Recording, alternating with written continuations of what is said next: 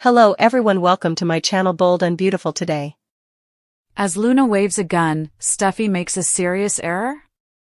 On the CBS soap opera, Sheila Carter rushes into the beach home to stop her granddaughter, Steffy Forrester, who is being held at gunpoint by Luna Nozawa. When Sheila initially arrived at Steffy's residence and saw Taylor Hayes watching her grandchild, she yelled at Taylor about Luna Nozawa posing a threat to Steffy.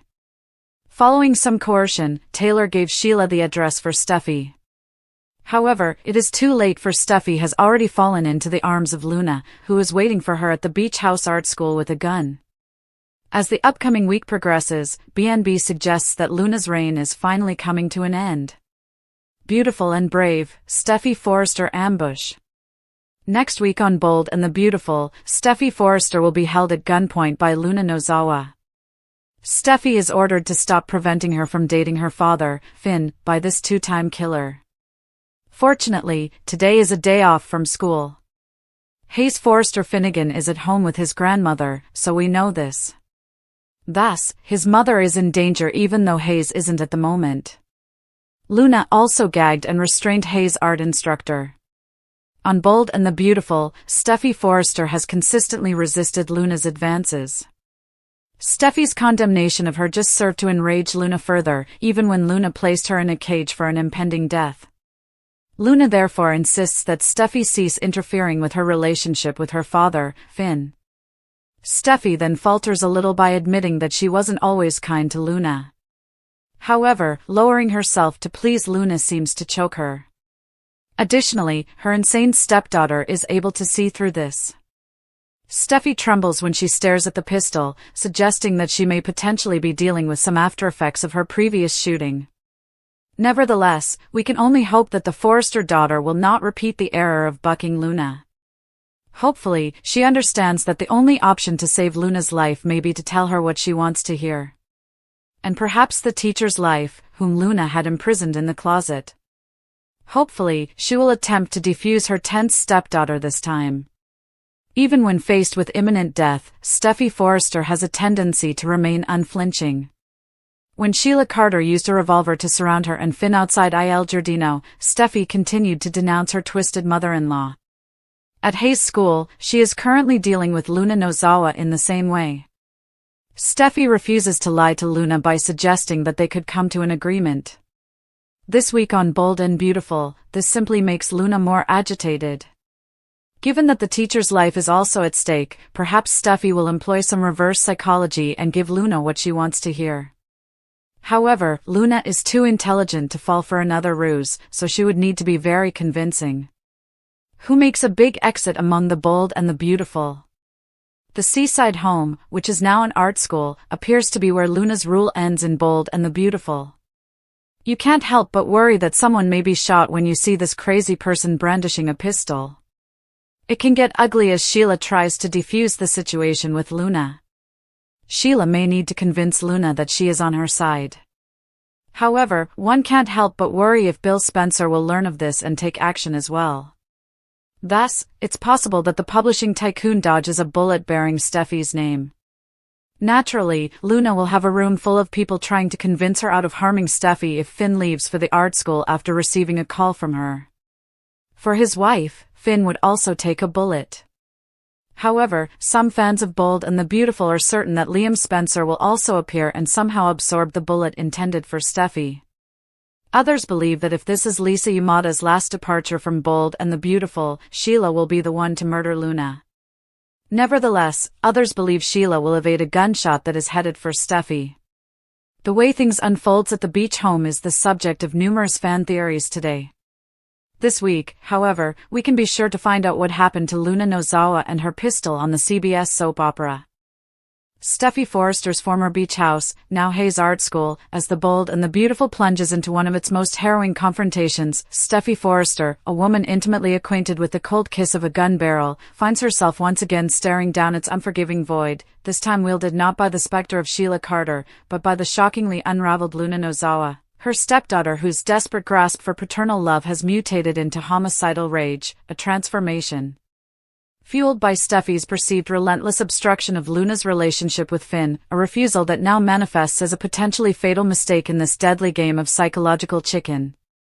Steffy, bearing the indelible scars, both physical and psychic, from Sheila's previous attempts on her life, stands rigidly defiant before Luna's trembling, gun-waving fury, a posture tragically consistent with her character. Even as the primal terror of past traumas causes her hands to shake and her voice to waver, her core instinct remains rooted in unwavering condemnation, a refusal to yield an inch to perceived evil. A trait that previously saw her verbally lashing Sheila even when cornered outside Il Giardino, a near-fatal miscalculation she seems horrifyingly poised to repeat.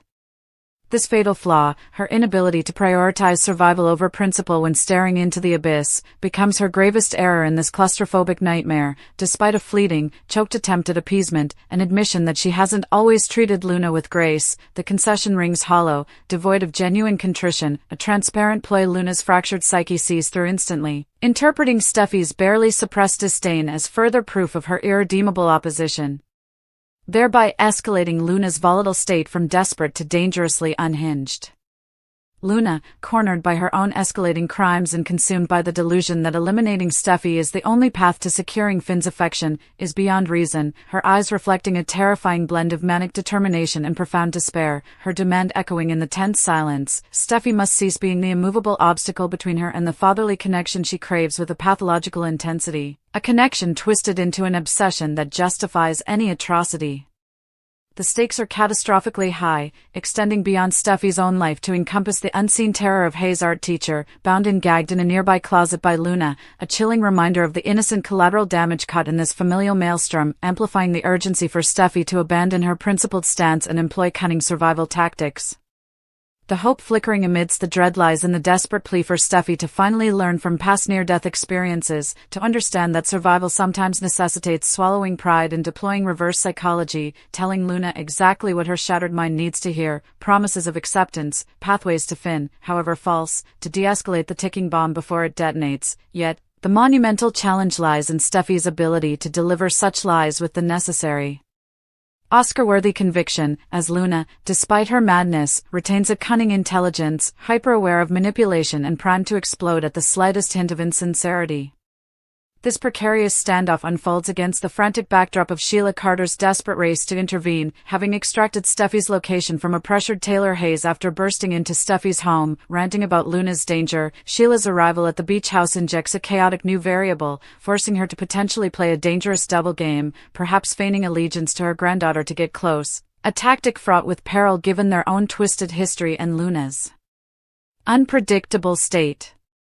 The iconic beach house setting, once a sanctuary for romance and family, now repurposed as a school only to become the stage for this violent crescendo, feels poetically tragic and ominously final, heavily foreshadowed by the show's hints that Luna's reign of terror is reaching its explosive climax, inevitably ending with the deafening report of a gunshot in these familiar rooms. The unbearable tension stems from the inescapable question, who will bear the brunt of that shot? Fan theories spiral with grim possibilities. Will Bill Spencer, perhaps alerted to the crisis, make a dramatic entrance only to take a bullet meant for Steffy, a final, redemptive act? Could Finn, rushing to the scene after a fraught phone call with Steffy, fulfill his vow to protect his wife at any cost, sacrificing himself in a heartbreaking instant? Might Liam Spencer, ever Steffy's protector in his own way, arrive unexpectedly and intercept the fatal round? Or will Sheila Carter, in a twisted attempt to protect the daughter-in-law she covets or to finally save her family, step into the bullet's path, achieving a perverse martyrdom? Conversely, could this violent confrontation mark Lisa Yamada's exit, with Luna herself meeting her end, either by Sheila's hand in a desperate bid to stop her, or through her own unraveling leading to suicide by cop or misadventure?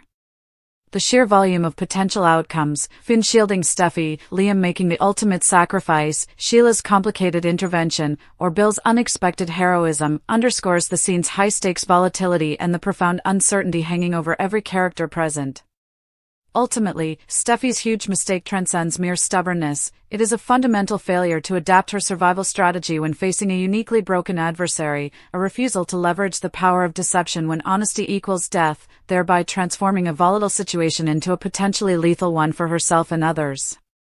As Luna waves the gun, her finger taut on the trigger, her eyes reflecting a terrifying abyss of lost sanity and desperate longing, and Steffy stands resolute, trembling yet unyielding. The beach house becomes a pressure cooker of unresolved trauma, familial dysfunction, and raw, terrifying fear, promising that when the gun inevitably speaks, the echo will reverberate through the lives of the Forresters, Spencers, Finnegans, and Nozawas forever, a brutal punctuation mark to Luna's tragic descent and a searing test of Steffy's capacity to learn the hardest lesson of all. Sometimes, to live and protect others, you must momentarily surrender the fight and speak the lie that saves.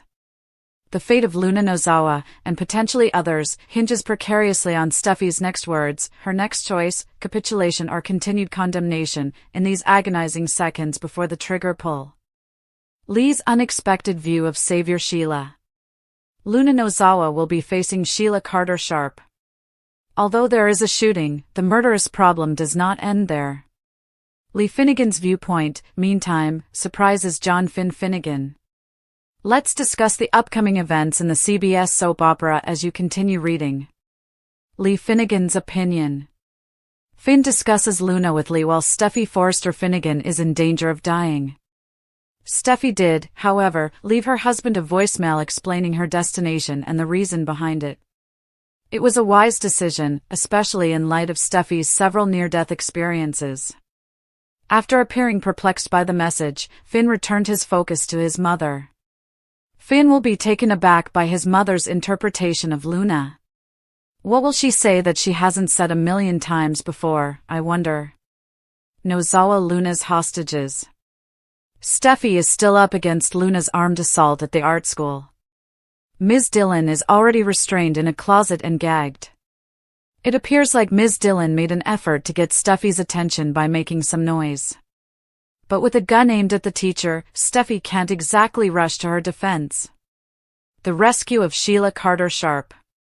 Sheila then rushed inside the door. Before things worsen, the grandmother will make an effort to persuade Luna to lay down the gun. But in essence, Steffy warned Luna that she would not permit her to have a relationship with her father, even if a pistol were pointed at her. In actuality, Luna has neither anyone nor anything. Also, Luna's only options seem to be death or prison given the entire wiring arrangement with Will Spencer. Unexpected shooting. There is a hint that more people will attend the art school in Monday's episode. When Steffy doesn't pick up her phone, Taylor Hayes may realize it's time to check on her. Rich Forrester and Liam Spencer might also show up. Lee and Finn are also present, and they probably also show up at the scene. In Monday's episode, it leads to one person being shot. But things won't stop there. 2 more people have been shot as the week goes on. Regretfully, not everyone makes it out alive. Who do you suppose perishes? The air at the art school hangs thick with the acrid tang of desperation and the cold metallic promise of violence, a stark contrast to the vibrant creativity it usually fosters.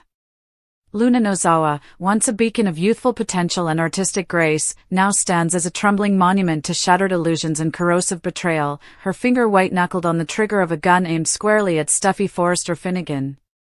Steffy, embodying a lifetime of resilience forged in the crucible of Forrester's trials, maintains a veneer of defiant composure, her mind undoubtedly racing through countless near-death experiences, each a grim rehearsal for this terrifying finale. The chilling echo of her precautionary voicemail to Finn, a desperate lifeline cast into the void, resonates now as a chilling testament to the perpetual danger shadowing her life. Finn, it's Steffy. I'm heading to the art school. Luna, something's terribly wrong. She has Ms. Dillon, and she's armed. I have to try and help. That message, a flicker of foresight in the encroaching darkness, now lies unheard, trapped in the digital purgatory of Finn's phone, while its sender faces oblivion. Across town, John Finnegan grapples with a different kind of turmoil, the gnawing unease prompted by his wife's cryptic absence and unanswered calls, a feeling he attempts to quell by seeking solace, or perhaps distraction, in conversation with his mother, Lee Finnegan. He recounts Luna's escalating instability, expecting the familiar refrain of Lee's protective condemnation, the well-worn narrative of Luna as an interloper threatening the fragile peace of their family unit. Yet, the perspective Lee offers in this critical moment is not the predictable shield Finn anticipates. It's a subtle, unsettling shift, a crack in her previously unyielding armor. There's a flicker in Lee's eyes, not of vindication, but of something heavier, more complex, perhaps a weary recognition of the cyclical nature of pain, or a reluctant understanding born from her own complicated history, a perspective that doesn't absolve Luna's terrifying actions but frames them within a broader, more tragic context. Finn listens, his brow furrowing not just with worry for Steffy, but with genuine surprise at this unexpected nuance from his usually uncompromising mother, forcing him to confront the uncomfortable reality that the woman he trusts most implicitly might see this catastrophic situation through a lens he hadn't considered, adding a profound layer of psychological dissonance to his already overwhelming fear. Lee's words land with a quiet weight, desperation. Finn, it twists people. Makes them unrecognizable. Luna isn't just some villain, she's a girl who believed in a dream that turned to dust. It doesn't excuse this, nothing could, but it might explain the depth of her fall. This unexpected empathy, emerging from Lee of all people, throws Finn off balance, forcing him to momentarily see beyond the immediate threat to the shattered human being wielding the gun. Meanwhile, back within the suffocating confines of the art classroom, the tableau of terror remains agonizingly static. Steffy stands frozen, her every sense hyper-aware of the weapon trained on her, her mind a whirlwind calculating impossibly slim chances of escape, while the muffled whimpers and frantic thuds emanating from the supply closet where the bound and gagged Ms. Dillon fights against her restraints serve as a constant, horrifying reminder of Luna's ruthless determination and the collateral damage of her breakdown. Steffy had heard those desperate sounds earlier, a siren call for aid she was powerless to answer, shackled not by ropes but by the unblinking eye of Luna's pistol. It was in this suffocating standoff that Steffy, drawing on a reservoir of Forrester defiance, delivered the verbal blow that perhaps irrevocably sealed their fate. Even with death staring her down, she declared with icy finality, Luna would never be welcomed into RJ's life, would never have the relationship with her father she so desperately craved. This brutal truth, delivered not in anger but with chilling certainty, shattered whatever fragile hope might have remained flickering within Luna. It confirmed her ultimate isolation, reinforcing the agonizing reality that she truly has nothing and no one left. The specter of Will Spencer's betrayal and the tangled web of deceit involving drugging RJ loom large, painting Luna's future in the bleakest strokes imaginable, a stark binary choice between the living death of prison or the finality of the grave. The gun in her hand feels less like power and more like the only tangible thing left in her collapsing world, the weight of her hopelessness manifest. Then, shattering the dreadful tension with the force of a hurricane, Sheila Carter Sharp explodes through the doorway. Her entrance is a dissonant chord in this symphony of despair, the perennial villain, the architect of so much pain in Steffy's life, now positioning herself as an unlikely savior. Her eyes lock onto Luna, radiating an intensity that's part calculated manipulation, part genuine, almost primal, connection to the girl holding her granddaughter hostage. Luna! Honey, look at me. Sheila's voice, usually a weapon of seduction or threat, is pitched lower, straining for a maternal softness that sounds alien yet compelling. Put the gun down, sweetheart. Please. Before this goes somewhere we can't come back from. Her plea is layered, a desperate bid to protect Steffy, yes, but also a frantic attempt to prevent Luna from crossing a line Sheila herself knows intimately, the point of no return where blood stains the soul forever. Sheila understands the abyss Luna is teetering on because she has dwelled within it. She sees not just a hostage-taker, but a reflection of her own damaged, desperate past. She moves cautiously, hands partially raised in a gesture meant to convey harmlessness, her gaze fixed on Luna, willing her to see reason, to choose survival over annihilation. You don't want this, Luna, Sheila implores, her voice cracking with uncharacteristic emotion. I know the anger, the feeling that the world has ripped everything away. But pulling that trigger?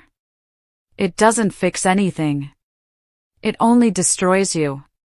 In this surreal moment, Sheila Carter Sharp, the woman Steffy has spent years fighting and fearing, becomes the improbable voice of redemption, her own monstrous history lending a terrifying credibility to her warnings. She embodies the horrific potential of the path Luna is on, a living cautionary tale pleading for the girl to choose differently. The fragile, terrifying equilibrium of the art school siege is poised for cataclysmic disruption as Monday's episode looms. Like converging storm fronts, key figures are being drawn inexorably towards the epicenter of the crisis. Taylor Hayes, Steffy's fiercely protective mother, her maternal instincts screaming louder with each unanswered call to her daughter's phone, will likely abandon all else to rush to the scene, driven by a lifetime of fighting for her children. Ridge Forrester, Steffy's father, a man whose very identity is built upon shielding his family, will mobilize with primal fury, his presence a potential catalyst for explosive confrontation. Liam Spencer, forever entangled in Steffy's orbit by shared history and co-parenting, his own complex guilt and protective instincts likely overriding any sense of caution, may feel compelled to intervene. And Finn, propelled by the terrifying silence from Steffy and the unsettling conversation with Lee, will race towards the art school, possibly with Lee herself in tow, her surprising perspective now a crucial, unpredictable element hurtling towards the maelstrom. This convergence promises chaos. The teasers deliver a chilling prophecy. Amidst the frantic arrivals and the heightened emotions, a single gunshot will ring out on Monday. One person will fall. But the horror doesn't end with that single act of violence. As the week unfolds, the ripple effects of this initial shot, the escalating panic, the desperate struggles, or perhaps Luna's spiraling loss of control, will claim 2 more victims. The grim arithmetic of the situation is laid bare. Not everyone caught in this deadly web will survive. The question hangs heavy, suffocatingly present: who pays the ultimate price? Could it be Luna herself, consumed by the fire she ignited? Ms. Dillon, the innocent bystander already silenced? Sheila, sacrificing herself in a twisted act of redemption for Steffy or even for Luna? Finn, rushing headlong into danger? Steffy, facing down the barrel once too often? Or perhaps an arriving hero like Ridge or Taylor, stepping into the line of fire? The speculation is agonizing, the potential outcomes devastating, ensuring that the fallout from Sheila's intervention, Luna's irreversible choices, and Lee's surprising perspective will irrevocably scar the canvas of Los Angeles, leaving families shattered and futures forever altered in the wake of the art school's descent into violence. The killer situation, far from being resolved by a single shot, is only just beginning its grim, multi-victim toll.